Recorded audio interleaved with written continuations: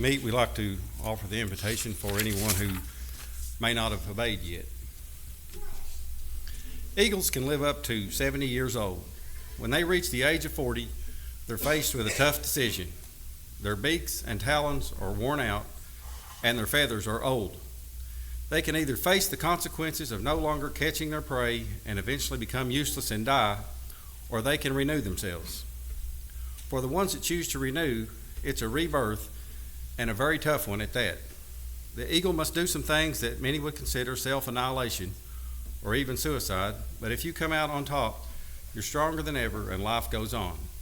The eagle cracks its beak against rocks and basically destroys it so it can grow back sharp and new.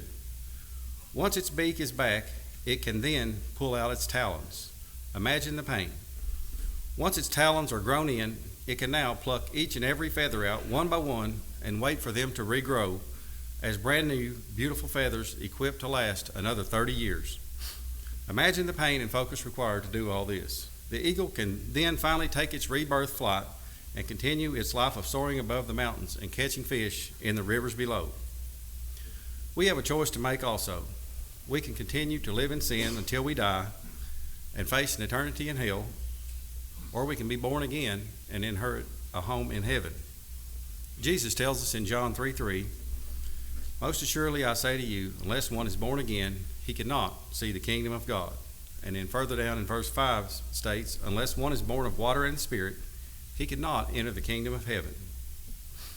The Lord tells us in Matthew 7:13 and 14 that not many make the choice to obey. Verse 13, starting there, says, "Enter by the narrow gate, for wide is the gate and broad is the way that leads to destruction, and there are many who go in by it. Because narrow is the gate and difficult is the way which leads to life, and there are few who find it." So if you're here tonight and you've never made the choice to put off the old man and become a new creature, you have that opportunity tonight. Or maybe you've been a Christian but fallen away and just need the prayers of the brethren. Whatever we can do to encourage you, come now as we stand and sing.